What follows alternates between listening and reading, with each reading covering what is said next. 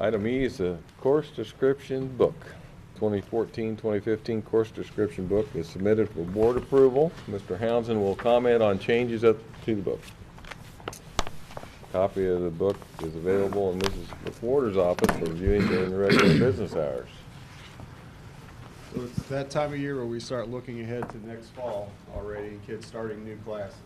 What we're bringing in front of you tonight is approval for the course description book, which is a resource that kids in the district will use to build their full-year plan of study in grades 9 through 12 and select any courses as they want to make any changes in their plan, but select the courses at the junior high, high school, RTI, and RTC. So this is really a year-round process, but it kicks into high gear around September of each year when principals start meeting with department chairs in their buildings and recommending changes to the courses that we offer in all three buildings. And I'll talk about some of those changes here. Just a quick summary, though.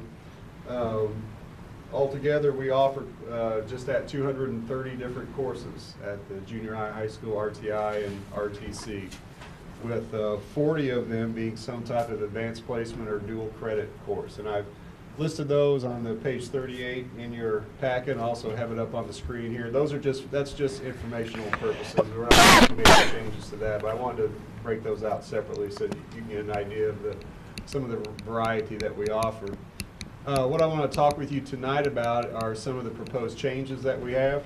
You'll see one column there that says new or reactivated courses. Those are ones that we'll be adding into the course book next year with your approval that weren't in there this previous year, and then some courses that we'll be taking out. I'd be happy to answer any questions about any of those courses. There's some I'm going to highlight here and give you just a brief background on, some that stand out a little bit. Under the new or reactivated courses, numbers 3, 4, and 5, you'll see a trio of courses: novels, graphic novels, and true stories. Those are all English language arts courses. We're trying very hard to meet our students where they are with their interest levels and their needs for English language arts and reading courses at the high school level. These courses are designed for juniors and seniors. They're in addition to the elective courses that we have in English language arts. And we are trying to diversify some of the paths that kids have in English language arts once they get through the required courses. And these are strong, what we hope to be strong interest courses for a population of our readers that may not be headed to the college lit path and the college lit courses that are still very worthwhile, and we can still get some great literature in their hands, but in different formats that may be of a little greater interest. So those are three that we're hoping provide that. You'll see a graphic design and desktop publishing. You'll also see in the deleted courses elements of graphic design. Those two classes are, we're keeping graphic design offering at the high school, but it's changing departments where it will be taught. It's coming out of the art department and going in more to the business department and focusing on the business side of things and creating useful tools and allowing kids to get an understanding of it, and it also that will feed into the Graphic Design Academy over at RTI. That will serve as a prerequisite going into that course. So we didn't get rid of it, but we're changing departments, and it was different enough that we felt we needed to change the course description book to reflect that. You'll see A+ cadet teaching under a new course. Under deleted courses, you'll see A+ tutoring. Those two offset each other also. This is Gresham in the A+. Some of the conferences she went to, she saw a really nice program that other schools are doing, a more structured approach to the A+ tutoring, and also an expansion of the A+ tutoring for those kids interested in a career in education to do what we call cadet teaching. It still has the A+ tutoring possibilities there, but it gives a little more structured experience to some of those interested in going to education and give them a little more richer experience. So she was really excited to come back, and we decided to take a look at that in our school district. Some really good things other districts are doing. We thought it would fit us really well. You'll see the culinary arts program, which will kick off at RTI next year, that we're really excited about, a 3-unit course. You'll see aerospace engineering under the new courses. Down under the deleted courses, you'll see civil engineering and architecture. That's an exchange of courses within the Project Lead the Way program. We've offered civil engineering for a while, and it's never generated enough interest to really make it go.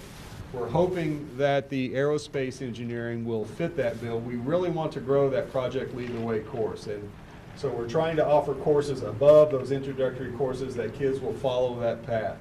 So we're hoping that the aerospace engineering will grab kids a little bit more and generate higher numbers within that program. Under the deleted courses, I would draw your attention to the Algebra Foundations 1. That course had been offered at the 9th grade level, and that was the 4th math choice for 9th graders with the Geometry, Algebra 1, Algebra 1A, and Foundations. As the expectations keep raising across the state and the nation, we've been working toward eliminating that lowest level course at the 9th grade and starting all 9th graders in at least Algebra 1A. So that's what we are doing this year. We're moving that course out, and we'll now have 3 selections at the 9th grade level, starting with Algebra 1A as the entry level course. The rest of those are just due to slight programming changes or student interest. One I want to highlight that I put an asterisk by under the new or reactivated course is a media literacy online course. We're still working out a few details, so what I'd like, it's not actually in the book yet, but it will be before it goes to print if we get your approval tonight. We'd like to take our first step into offering online courses. We have a teacher that has created this course as a capstone class in their specialist program, and it's been fully approved by the university it went through, and we would like to offer that to kids here. It would be taught through My Big Campus, just as a lot of college kids take their courses through Blackboard or a similar product. We can do the same thing with My Big Campus. It would be a full semester course.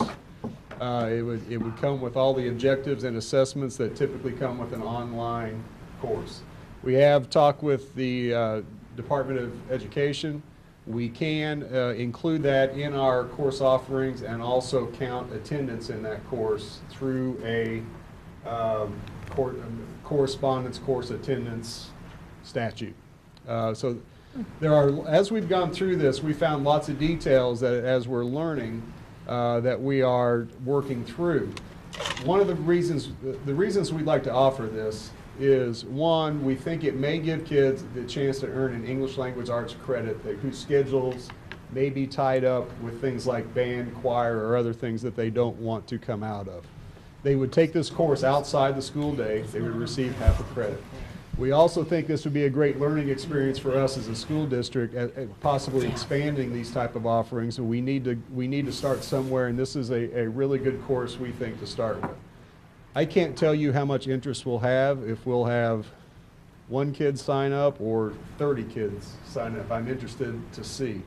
But we would like your permission to try that and to start growing in that way and see what comes of it. I think it'll be a good experience, So a good learning experience for us. Craig, is it similar to the media literacy that's on the deleted courses, but you're putting it up on the new and reactivated online? The media literacy previously was only offered at Rolla Junior High. Oh. And as we went through this, the rigor of this online course and really the probably maturity that would be needed to complete a course like this, we felt it fit better at the high school. So we will no longer be offering the regular during the school day course at the junior high. Yes, it's very similar. Okay. It's not identical, but it's very similar.